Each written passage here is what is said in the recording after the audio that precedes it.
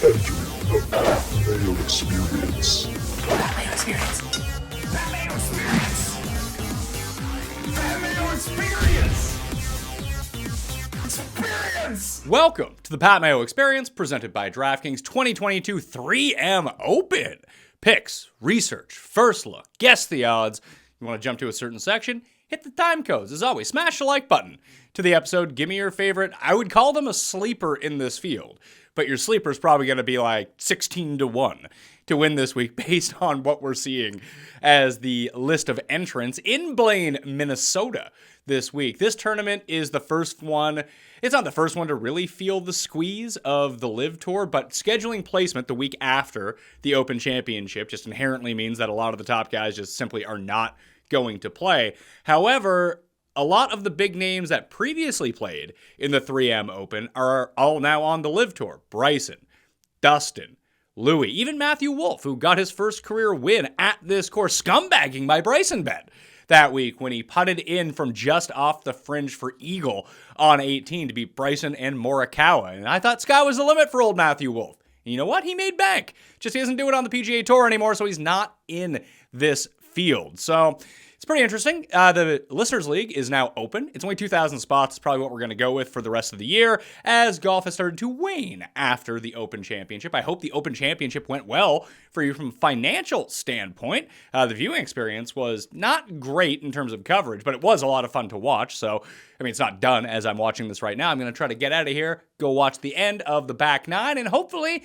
something good happens. Maybe Dustin Johnson will birdie 9 holes in a row. Who knows? And maybe I'll cash my money. If not, DraftKings turned out okay. The bets, not so great. The weekend really killed a lot of my guys, to be perfectly honest with you. Mista lady shoots up. Thirsty Lawrence goes down. That's the end of my week. That wasn't the only one. Scheffler on Sunday. I don't know if the guy forgot how to putt or not, but hey, that is where we're situated at right now. The field for the 3M Open this week is, like I said, it's kind of dicey. You got...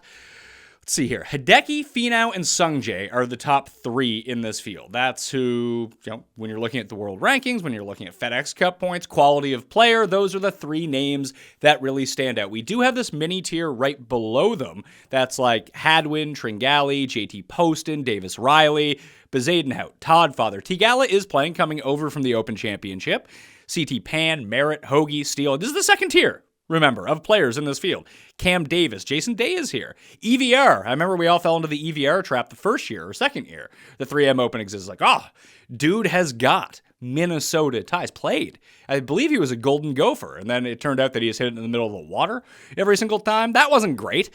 Ricky's in this field too. So you have Hideki and Ricky both playing in the 3M Open. Now, the rumors were swirling that Hideki was going to join the Live Tour immediately following the conclusion of the Open Championship. He still may do that because it's not over yet, so I don't know the future.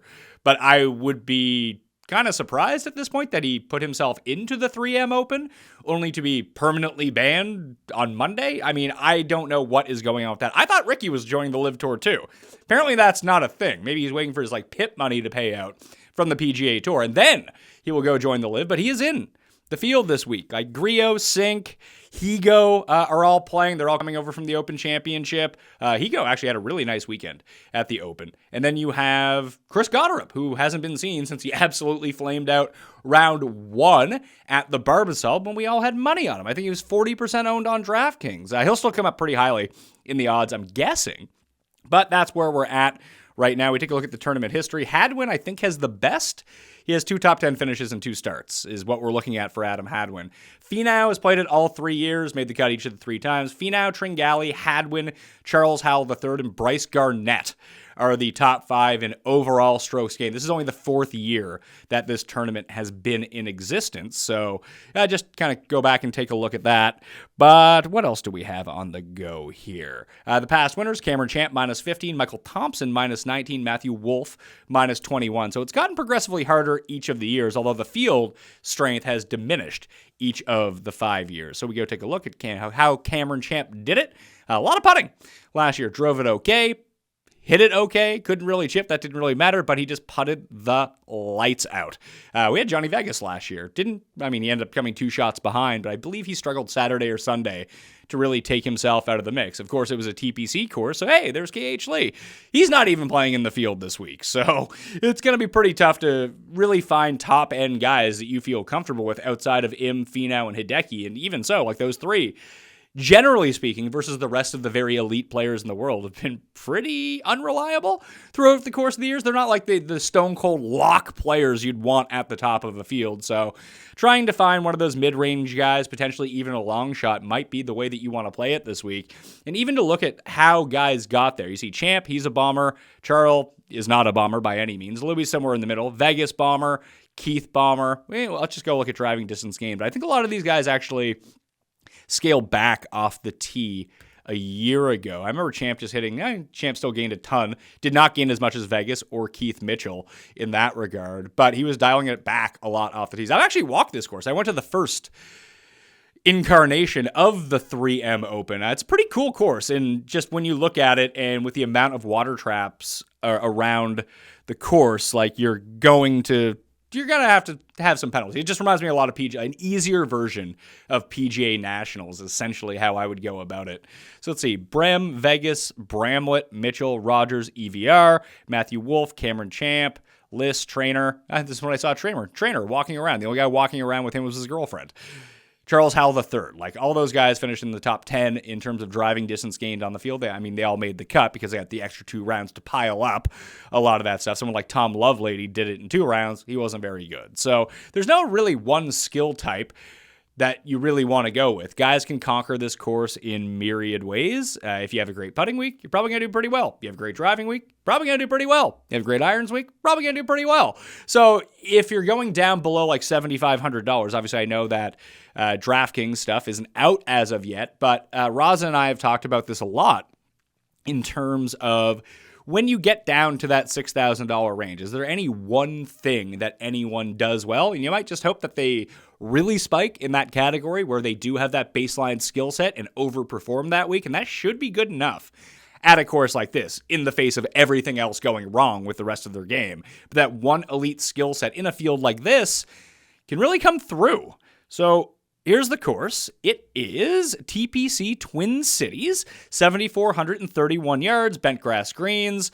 Already went through everything in terms of how you score. They have that par 5 over the water, which you can make eagle on, 3.2 eagle percentage on that hole, but it's a lot of, hey, let's just try to get it over that water, chip it close, and tap in for birdie. It takes a pretty high-flighted, excellent shot from deep in order to carry it onto that green. You'll see a lot of guys, there's water down the right side of that hole as well, so there's going to be a lot of layups to around 90 feet left of everything. Then you just have a very flip wedge in, and hopefully you can control the spin enough with the pin placement in order to end up getting it close.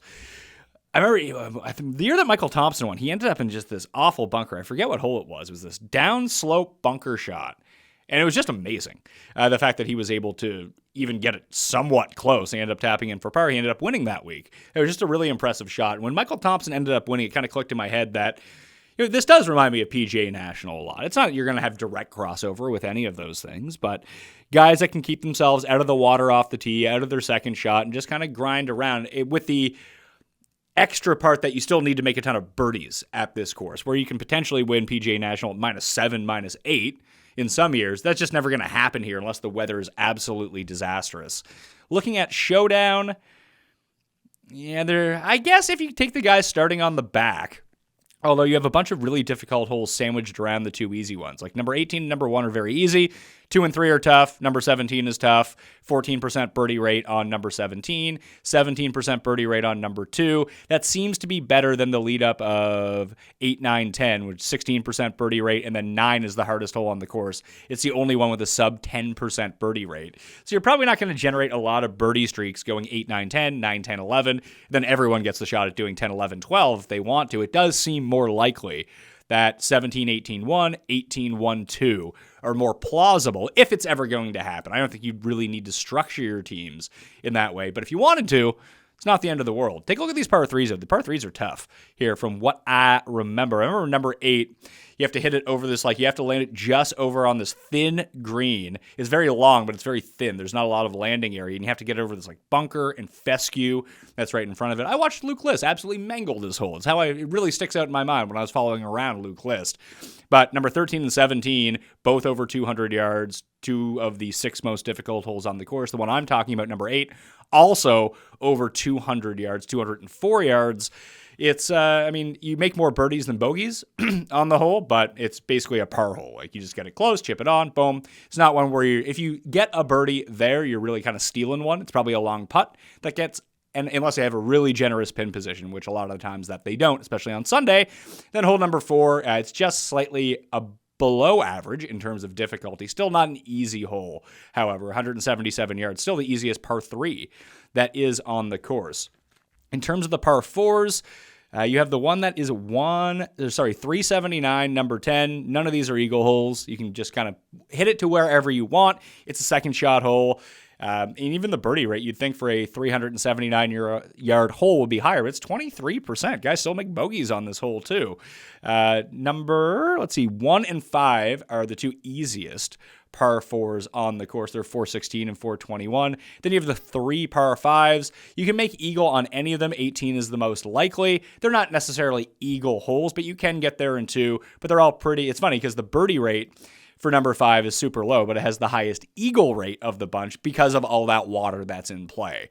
That it's not just a layup birdie hole, but if you can get aggressive enough, you can make eagle on it or 2-putt for birdie. The layup is not a situation you want to be in, and the only time that you would have to lay up is if you either put it in the water, get caught in that rough before the water, or just don't. If you end up before the water and in the rough before it, where all of the hospitality tents are, you probably just don't have a shot you feel comfortable with clearing a gigantic body of water. And you can get yourself into a lot of trouble if you fly the green too much too. So you have to come back down over the hill with the water in front of it. That it essentially becomes a par hole if you hit a bad drive on it. Number 12 is the easy birdie hole, but again, 2.4% eagle rate isn't looking the best. We take a look at how it played last year in terms of course conditions.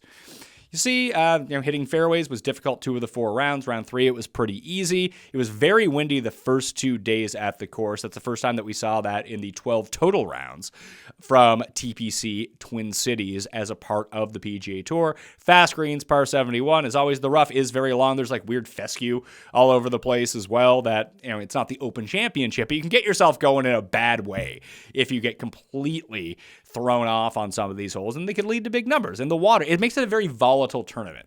Put it that way, just because big numbers are out there. And most of it just comes from poor driving.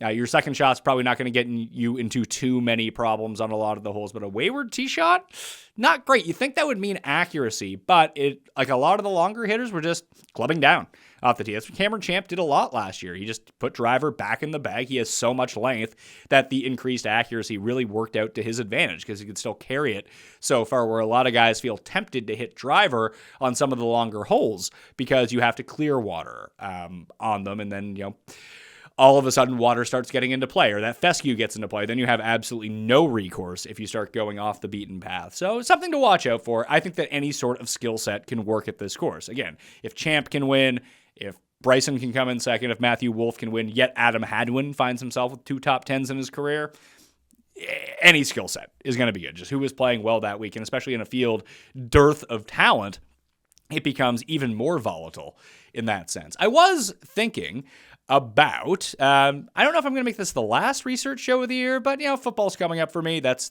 big for me, as it turns out. It starts going back to 7 days a week for 4.5 months. I might just cut the Pat Mayo experience back down to 4 days a week. I have some best of shows in the can as well. Best of Cam and Pizzola, a few more Cuss Corners. I might start releasing those either on Sunday or Friday and give up on these because I just feel like the interest in golf is really waning at this point. So this might be the last one. We're still going to get our Jeff show, Tambo show live on 9:15 a.m. Wednesday mornings for the DraftKings picks with Tambo. Those aren't going anywhere. But, I want to free up my weekend, spend some time with my family before I completely neglect them every Sunday for 24 straight weeks. Wife's putting a bit of pressure on me for that one. So hope you don't miss this one too much. I really love this show. I know there's people who really love this show. And maybe it won't go anywhere, but we'll see how my Sundays start going. stats, and this model has worked for me. It's actually been one of my better DraftKings tournaments. Still haven't hit an outright here, but overall, I feel like this model has been set up pretty well for the 3M Open. Strokes gained off the tee, 15. Strokes gained approach, 30. Birdies are better, 10%. Opportunities gained, 5%. 5% on that key par 3 range of 200 to 225 yards. Par 4s, 15%. Par 5s, 10%. Eagles, 5%. And par 4s, 450 to 500 yards, 5%. We'll load that in. It will tell us Tony Finau, and we can go on our way. Probably not, because we need to find who are the second and third tier guys we actually like this week. So we'll take a look at it from the past 50 rounds, and then we'll take a look at it from the past 12 or 24 to see who comes in with just very good form at the moment. Yeah, Finau's number one. No surprise there for what he does well. So Finau, Hideki, Sungjae are not only the three just logically who are the best in this field, by the stats are also, over the past 50 rounds, are the three best guys as well. Hoagie's next.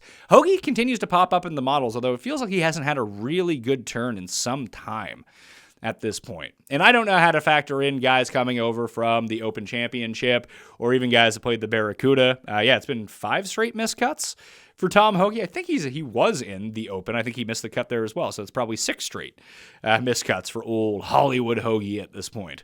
Not great, Tom. Although he does have the win on the year. He secured his tour card for 3 years. He's probably fine. It's been a bad run of golf for Tom Hoagie at the moment. Goddard comes out 6. I mean, there's probably 0 chance that I won't bet Goddard. And they're going to make him unbettable odds. I'll bet it anyway. He'll be 20-1 in this field. Maybe worse when it comes down to it. Hopefully, there's sort of a scarlet letter on him after what happened at the Barbasol, being such a popular guy. Davis Riley is an interesting one. I just haven't seen him play in ages. I don't know what he's been doing. He played at the Travelers. That was the last time we saw him. He lost 8 strokes putting that week, but he had a beautiful run all the way up to it. Made the cut at the Honda, so that's encouraging to see. Does he have any pronounced splits on one thing? Great on Paspalum, bad on POA, as we saw at the Travelers is severely impacting that. Benton Bermuda, he's around even, but we know he's sort of a spike putting week type guy. See 9.4 on Paspalum in the Mexico Open, on Bermuda at the Valspar, 7.1, the Sony on that coastal Bermuda grass that they have at Waialae, 4.1.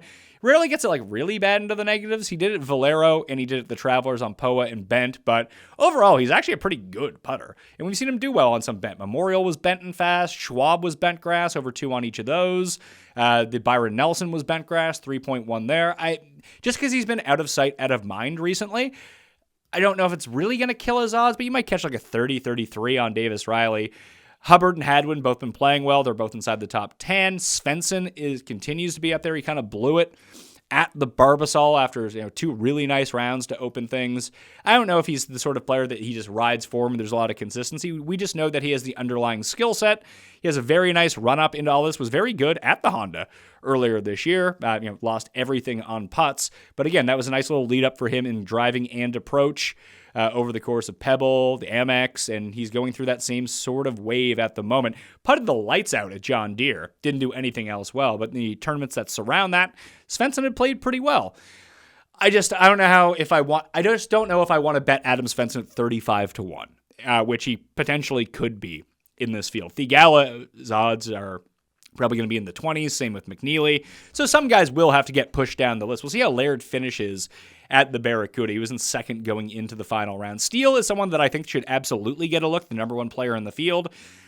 Off the tee over the past 50 rounds. He started to refine his game. He was popular a few weeks back, didn't do much with it, but he just kind of continues to be. I was at the Travelers. He came 25th, but he's been sort of steady Eddie over the course of the past few months or so. Very good ball striking. We see him in 2019, very good tee to green at this course, could not make a putt to save his life. I mean, that's kind of par for the course for Brendan Steele. He's sort of like a mini Luke List at this point of that tier of player, but the approach has been absolutely fantastic. The driving has been amazing. That's a type of player that you want to bet on, because if the putter shows up, the other stuff has been so consistent that he could really do some damage. And the putter has been less bad lately. I know he lost 6.2 strokes at the Travelers, but gained, just barely lost 2.1, broke even. That's actually a good stretch for Brendan Steele at this point. I believe that Bent is actually his worst. I was going to say it's probably his best. It is not. Jeez, Brendan Steele, get it together, pal. And if the wind does pick up, he's better than the field in windy conditions. He plays difficult courses a little bit better, which the course would be if it ends up being super windy. But he's good everywhere. So ball striking wise, I think you can count on Brendan Steele this week. See who else is down there. Poston, even with the win in the second at the Travelers, it's really hard to get a gauge on him. He started off really hot at the Open, and that all went away. Bez has been playing some good golf recently, made the cut at the Scottish, obviously was second at the John Deere, made the cut at the Open, so stuff is pointing upwards for him. Tringali was awesome at the Scottish for 2 rounds, and then it all kind of went away for him. Callum Tarrant, another player who played really well at the John Deere. Now let's take a look at Nick Hardy. Hardy 30th. I don't know if he played in the Barracuda or not. I'm not going to lie to you. Didn't have a very close eye on what was happening at the Barracuda as all of this was going on. But a string of really good performances, especially off the tee for Nick Hardy recently. Missed the cut at the Honda. Most of that was due to very poor approach play. If you can get a good approach week at a Nick Hardy, could be pretty good because he gained a ton of strokes putting at the U.S. Open. If you go to usopen.com, you can find all of those as a proprietary to the USGA, and whatever deal that we have with ShotLink will not give us to them at Fantasy National. Once again, fantasynational.com/Mayo to get yourself 20% off any of the membership levels, and you'll just lock in that rate for as long as you want to be a member. Johnny Hunt, EVR, they're all still popping up. Doug Gim, great performance over in Scotland. How has Dougie Gim been doing? It feels like it's been bad. Yeah, 16th at the Genesis Scotland, 18th at the RBC in Canada, and then bloop, bloop, John Deere and Traveler. So the harder the field, harder the course, better Doug Gim plays. Yeah, 6th of the players. And like all the easy courses, he's absolute crap. So interesting with the Gim Reaper, what he's up to. Let's shrink down the sample size. And we'll go to past 12. Not the most reliable of round ranges, very short sample, but you might be able to catch some players that were way down on the list that you may find are trending into better form as of late for the key things that we want to look at for the 3M Open. Finau remains number 1. Steele is now number 2. Poston, number 3. Svensson remains up there. Thigala, Hubbard, Laird, Nick Hardy, Goddard, Charles Howell. Charles Howell's never missed the cut in 3 turns in Blaine, so that's interesting to go look at. He was very much in the mix the year that I want to say that Michael Thompson ended up with. Michael Kim was like on the leaderboard at one of these tournaments. Like, Jesus, Michael Kim. Marty Fish is in this field, by the way. Tennis player. Marty Fish. That's how they're trying to draw excitement for a crap field. You know, some use Steph Curry, some use Tony Romo. Is Marty Fish from Minnesota? Is that why he's playing? I don't quite get it. Nice little run here, though. For, who am I looking at? For Charles Howell III. 3 consecutive cuts made. If we take a look at the 3M, he has that 3rd place finish 2 years ago. That was the Michael Thompson year. 3 consecutive cuts made. The approach is looking good. Probably, I mean, does anyone ever want to bet Charles Howell III? No, is probably the answer. But as a DraftKings play, although he'd probably be like $9,300, he is playing better golf right now. And that's worth noting. Matsuyama, Glick, Davis Riley is still up there. Cam Davis still up there. Obviously, he goes back to Rocket Mortgage where he's the defending champion. Next week, Sung Jae is sort of on a downturn. He's been kind of hit or miss. He has not had any sort of a modicum of consistency over 4 rounds since he missed the PGA Championship, either by having COVID or being around someone who had COVID, but he was in South Korea. He just hasn't been the same since he's come back. Johnny, I mean, you know I like my guy, Johnny. Reavie rates out number 19. He may win the Barracuda. He was up by a bunch going into the final round. So it's been a bad turn for John Hunt as of late. 2 consecutive miscuts.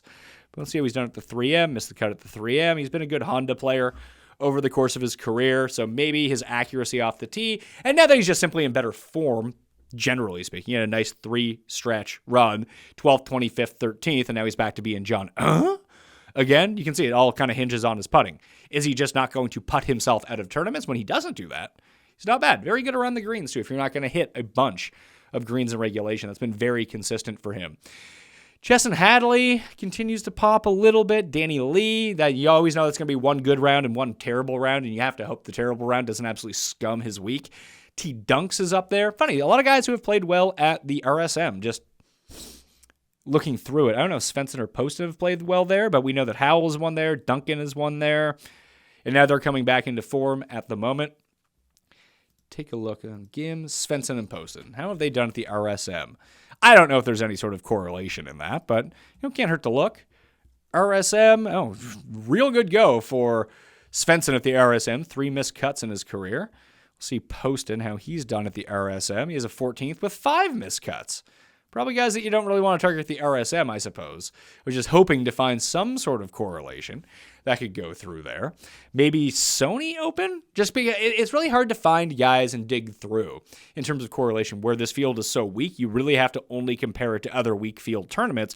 And then, I mean, if it's Sony, Hideki's going to win. He won at Hideki. He won at the Sony Open this year. But we know that Charles Howell's had some great runs at the Sony. So it's just really hard to compare apples to apples with any sort of tournament, especially when you start injecting higher end names into some of this stuff. You'd figure that, Brendan Todd would be good here or Adam Long, but it just has never really translated through. Maybe it's finally the year that Cameron Tringali gets that win somewhere on the PGA Tour. But I mean, he's making a career off top 5, so it's pretty good for him. 6th at the Genesis, 14th at the U.S. Open, so good performance, bad for performances, all kind of mixed in.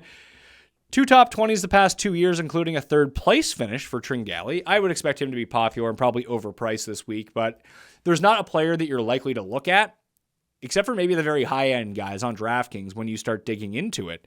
It's going to be like, oh, Hideki is 11,300. I mean, does that mean he's overpriced? Probably not. Versus this talent, that's probably underpriced. It's all these mid-tier guys that are going to be wildly overpriced from the expectation that you're used to at any tournament, just because this field is so weak. So we're seeing some of the names pop up here. Let's see. In terms of opportunities gained, so who's pin seeking over the past little bit? Hubbard, Goddard, Steele, Hideki, and Gim. Sungjae, Austin Cook, Hayden Buckley, Cameron Champ. I mean, Champ could repeat here. That wouldn't be out of the realm of possibility. We know his lead-in form doesn't matter. It doesn't matter what his lead-in form is. Champ's won, 3 times on the PGA Tour now and just looks like garbage in every other event. Hadley, Riley, Wes Bryan, Griot, Laird. Laird was very popular. He was 2nd going into the final round of the Barracuda. Not sure how that's going to turn out. Higo just has 2 good rounds of tournament now, but at least those good rounds are coming back for him. He's someone who's always going to attract my money. I just love myself some Garrick Higo. Young guy, lefty, can pile up birdies in bunches if he's going right. So maybe continue to go right and pick up his 2nd career PGA Tour win, along to go with that Canary Islands Euro Tour win during the COVID swing over in the Europe swing season. In terms of odds this week, it's going to be very difficult to parse and figure out. Hideki, Sungjae, and Finau. Hideki will likely be the favorite. He'll probably be 12-1. Finau will probably be 12 or 14-1. Sungjae 14 or 16-1. Those are going to be the big 3. They're probably going to be relatively unbettable unless you really want to bet Finau or Hideki and just go all in on that. That's going to be tough. I'll probably scale back a lot of exposure. I've been taking the last 2 weeks anyway. I had good Irish/John Deere. I had a good week there with Goddard and Moronk. Gave a bunch back at the Scottish, and I'm going to give a bunch back unless something crazy happens at St. Andrews. So it's not that I want to scale back because I've lost the last 2 weeks. That doesn't really matter to me. And I mean, it matters to me. I'd like to win. But in terms of my overall exposure, I just don't feel comfortable with this field until I see the odds. They start pricing people down the board, then I'll be in. But I don't want to just go out of my way to spend as much as I normally do because I need to bet. That's not really how I go about golf betting. I like to bet to have fun, so I want to have fun when I'm betting. I just don't want to bet. That's never something I've been particularly interested in. DraftKings-wise, I can see this being a more fun week. So down in the description, playing the DraftKings Listeners League. Link is now open. The next tier, guys, you got Goddard and Hadwin. Thigala, they're probably all in the 20s. Ugh. That's not great. Jason Day will be 30-1, although you probably don't want to bet Jason Day. Poston probably gets some. Davis probably gets some. Tringali, Bezadenhout. Those are probably your guys you're looking at between 20 and 35, potentially even 40-1. Svensson and Hubbard have both been playing really good golf, so has Laird, so they're probably in that 30 to 45 range. I don't hear a great bet so far, is what I'm telling you based on what these odds. That doesn't mean that these tournaments don't have value. As Tambo will for sure mention on the Wednesday show, that these are always the best DraftKings fields to go play in because everyone's just kind of on the chalk. No one wants to do a lot of research. This is where we can kind of dig in and separate ourselves. A good week to play pivot plays, low own plays, because the discrepancy between the chalk and the low own plays is going to be huge. There's going to be 39%, probably not 39% on guys. There's going to be a couple 25 plus players this week because everyone will gravitate towards the same sleepers once the price comes out, and they'll look like great plays because they probably are great plays. But you try to play the good plays every week on DraftKings and you don't win. So you might as well try a different strategy at this point. What's really going to be the difference between Cameron Tringali and who's someone who's likely to be not very high on this list. Tyler Duncan. I mean, that's probably too much of a discrepancy in talent. Let's just pretend they're equivalent players. Tringale is better than Tyler Duncan. But let's say they were separated by $200 on DraftKings. One guy's 28%, one guy's 3%. And in these weird fields, you can actually see those types of gaps. 5% is probably a better explanation, better example that I could use. You're just better off playing the 5% owned guy, honestly, in a field like this, because it's so volatile. We're not dealing with the very high-end players. There's a reason that all these guys are playing in the 3M and not taking the week off, to be perfectly honest with you, that the skill gap isn't as large between a lot of these guys as you think. So just glomming on to one chalk guy, unless you're absolutely convinced, it's probably better off to go and look in a different direction. You can play some of the chalky guys, obviously, but you don't want to load up with the 7 most owned guys. And in a field like this, there's going to be the temptation to do that in GPPs. And I'm telling you, you don't want to do that, especially in the Pat Mayo Experience Listeners League. Link down in the description. Let's go play right now. Let's still fill it up. Only 2,000 spots. So spots are going to be pretty tough to come by this week. And maybe there'll be some additions to the field on Monday, some withdrawals. Jeff and I will talk about it all. And then DraftKings-wise, Tambo and I will hammer it down with your live chat, 9:15 a.m. Eastern Time on Mayo Media Network. Thank you all for watching. I'm Pat Mayo. I'll see you next time. Pat Mayo Experience!